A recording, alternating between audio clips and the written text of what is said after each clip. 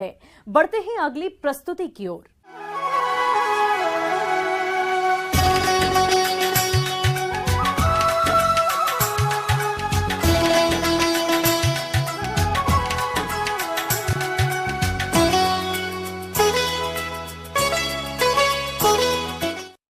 मिर्च का जायका भले ही तीखा हो, लेकिन इसकी खेती करने वाले किसानों के लिए ये मीठा होता है। ऐसा हम इसलिए कह रहे हैं क्योंकि मिर्च की मांग बाजार में सदा बनी रहती है और इसकी खेती से किसानों को अच्छी आमदनी भी मिलती है। अगर आप भी मिर्च की खेती करना चाहते हैं तो किन किन बातों का खास ख्याल रखें, देखिए हमारी ये खास रिपोर्ट।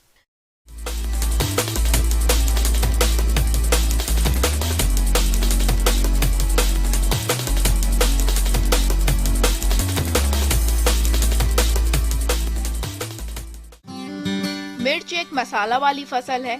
हरी मिर्च की मांग सब्जी बाजारों और मंडियों में हमेशा बनी रहती है। मिर्च का उपयोग सब्जी, अचार, चटनी और दवाएं बनाने में किया जाता है। इसकी खेती करने वाले किसान अच्छा खासा मुनाफा कमाते हैं। वैसे तो मिर्च की खेती हर प्रकार की जलवायु में हो सकती है, लेकिन इसके लिए गर्म और आर्द्र जलवायु उपयुक्त मानी गई है। इसके पौधों के लिए ज्यादा ठंड व गर्मी दोनों ही हानिकारक होते हैं। मिर्च की खेती से अच्छी पैदावार लेने के लिए 15 से 30 डिग्री सेल्सियस तापमान अति उत्तम माना गया है। अगर इससे कम और ज्यादा तापमान होता है तो इसका असर मिर्च के उत्पादन पर पड़ता है। मिर्च की खेती के लिए 6.5 से 7.5 pH सर्वोत्तम माना जाता है। वैसे तो हरी मिर्च की खेती सभी प्रकार की मिट्टी में की जा सकती है, लेकिन अच्छे जल निकास वाली बलुई दोमट मिट्टी, लाल दोमट मिट्टी जिसमें कार्बनिक पदार्थ की मात्रा अधिक हो, वो मिट्टी सबसे उपयुक्त मानी गई है। किसी भी फसल से अधिक पैदावार लेने के लिए किस्मों का चुनाव करना महत्वपूर्ण है। किसान भाइयों द्वारा मिर्च की खेती के लिए किस्मों का चुनाव अपने क्षेत्र के अनुसार ही करना चाहिए। काशी अनमोल, काशी विश्वनाथ, जवाहर मिर्च, अर्का सुफल, गायत्री प्रिया, पूसा ज्वाला, पूसा सदाबहार और भाग्य लक्ष्मी का चयन करके किसान भाई खेती कर सकते हैं। मिर्च की संकर किस्में: काशी अर्ली, काशी हरिता, उजाला, तेजस्विनी, अग्नि, चैंपियन, सूर्या की खेती करके किसान अधिक पैदावार ले सकते हैं।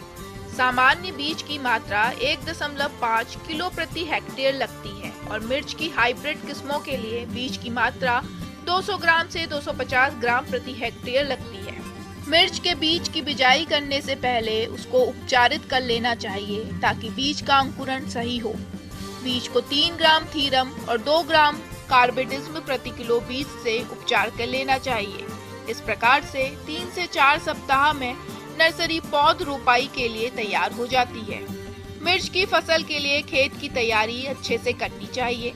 इसके लिए पहली जुताई मिट्टी पलट हल से करते हैं। इसके बाद 2 जुताई कल्टीवेटर से करके पाटा लगाकर खेत को समतल कर लेना चाहिए। खेत की तैयारी के समय गोबर की खाद 25 टन प्रति हेक्टेयर डालकर खेत में अच्छी तरह से मिला देनी चाहिए। उर्वरक में urea 137 kilo, single super phosphate 187 kilo और म्यूरेट ऑफ पोटाश 50 किलो प्रति हेक्टेयर की आवश्यकता होती है, जिसमें नाइट्रोजन की आधी मात्रा, फास्फोरस और पोटास की पूरी मात्रा पौध रोपाई के समय खेत में डालते हैं और बाकी बची नाइट्रोजन खड़ी फसल में डालते हैं। मिर्च की पौध की रोपाई करते समय पौधे से पौधे की दूरी का ध्यान रखें।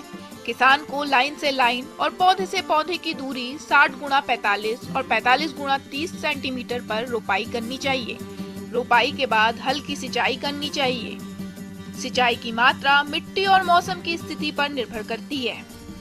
यदि वर्षा कम हो रही है तो 10 से 12 दिन के अंतराल पर, अगर ढालू जमीन है तो 10 दिन के अंतराल पर सिंचाई कर देनी चाहिए। मिर्च की फसल पर फूल और फल आना शुरू हो जाता है तो उस स्थिति में सिंचाई करना अत्यंत आवश्यक है।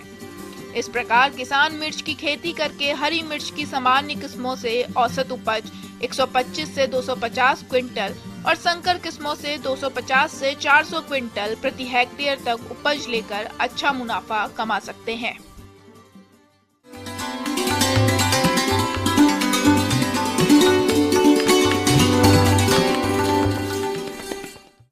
अन्नदाता हेल्पलाइन निशुल्क फोन संपर्क सेवा के माध्यम से आपके द्वारा पूछे गए प्रश्नों में से एक या दो महत्वपूर्ण प्रश्न को हम अपने कार्यक्रम में शामिल करते हैं और इसी के तहत आज किसान का सवाल और उसका जवाब कुछ इस प्रकार है। अन्नदाता निशुल्क फोन संपर्क सेवा के माध्यम से पूछे गए प्रश्नों में से आज हमने जिस प्रश्न को कार्यक्रम में शामिल किया है उसे पूछा है ग्राम गारा, जिला रांची के कृषक कमलेश कुमार ने। ये सूकर की झारसुक नस्ल के बारे में संपूर्ण जानकारी चाहते हैं। तो कमलेश कुमार जी, आपकी जानकारी के लिए प्रस्तुत है कार्यक्रम का ये अंश। हमारे जो पढ़े लिखे युवा लोग हैं, रोजगार की तलाश में रहते हैं और बहुत सारे युवा लोग अभी पशुपालन से जुड़ रहे हैं। पशुपालन की बात झारखंड में करते हैं तो जैसा हम लोग जानते हैं कि झारखंड जो है कि सूकर की संख्या की बात करें तो भारतवर्ष में, पूरे भारतवर्ष में दूसरे स्थान रखता है और यहाँ पे ज़्यादातर किसान पारंपरिक तरीके से सूकर पालन करते हैं। बहुत ही पुराना व्यवसाय है और हमारे ग्रामीण परिवेश में या शहरी परिवेश में भी बहुत सारे किसान सूकर पालन से जुड़े हैं। सूकर पालन अगर वैज्ञानिक तरीके से करते हैं तो अभी जो किसान कर रहे हैं उनसे 2 से 3 गुना उनको ज़्यादा फायदा हो सकता है। तो वैज्ञानिक तरीके से सूकर पालन करने की बात करते हैं तो सबसे पहला चीज़ जो है कि नस्ल की बात करते हैं कि सूकर का नस्ल जो है कि किस नस्ल का पालन करना चाहिए। सूकर की प्रजाति बिरसा कृषि विश्वविद्यालय के द्वारा जो तैयार की गई है जिसका नाम है झारसुक, यह एक संकर नस्ल है और ये काफ़ी ज़्यादा पॉपुलर हो रही है क्योंकि ये हाइब्रिड नस्ल है और ये देसी नस्ल के साथ मिला करके इसको बनाया गया है।